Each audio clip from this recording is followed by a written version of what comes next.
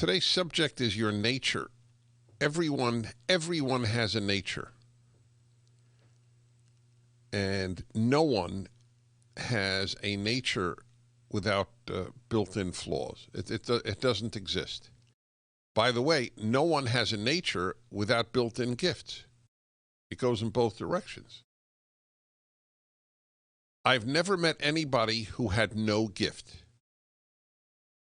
There may be such a person. So that's why, by the way, you have to ask, what do you do with your gifts? That's where the nature part is not the only thing at work. That's a conscious, volitional choice. So I'm curious what you've done with your nature. Do you know it? Do your kids know their natures? I was raised by a tough dad, and he constantly told me the flaws in my nature. And I think in the long run, it probably helped. Didn't feel good, but it also made me stronger. All right, let's see what you're doing here. Look at this. That's really something.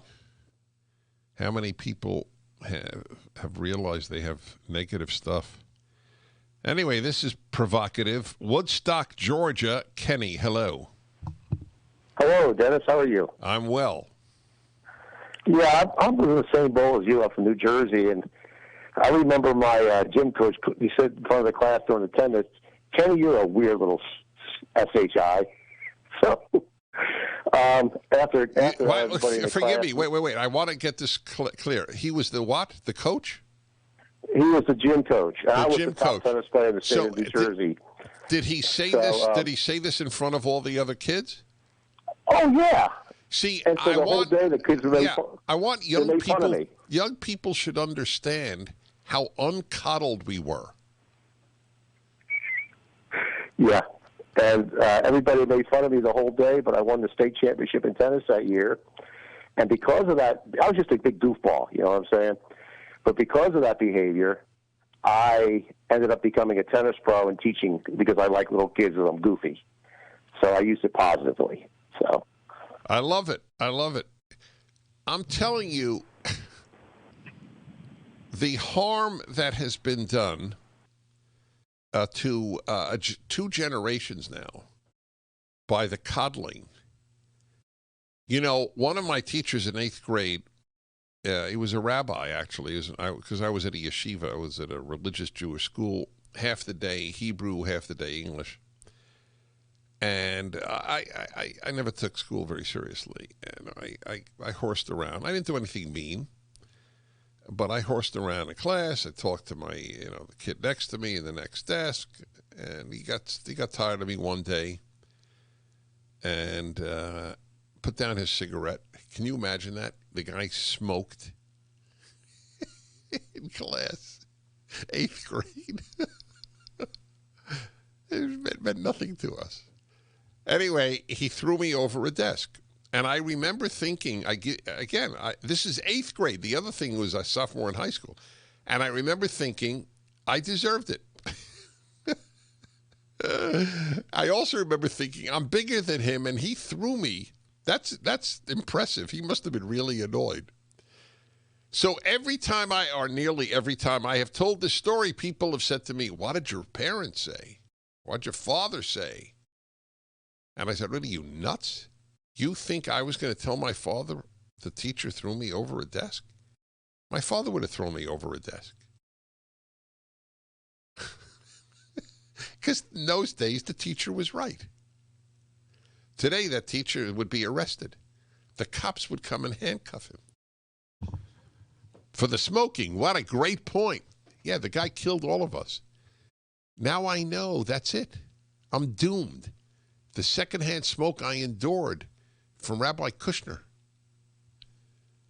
Now that I think of it. Anyway, Rabbi Kushner died at 107 from smoking.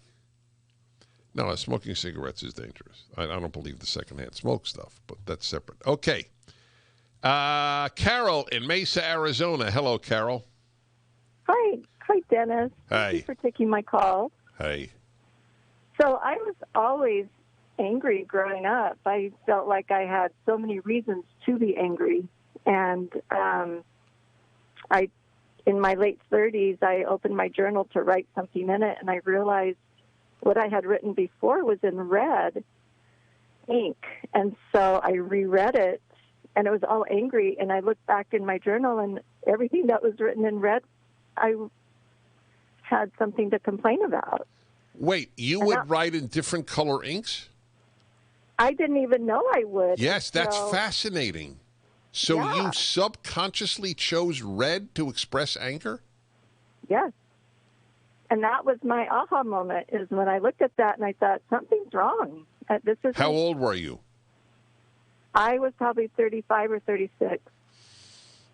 Wow. And I'm 58 now. So it took me a couple years to overcome that nature. Well, more than a couple. It took you like 38. Well, I've actually been happy for about 35. Nothing really gets to me anymore, and a lot of that has to do with the happiness hour. Really?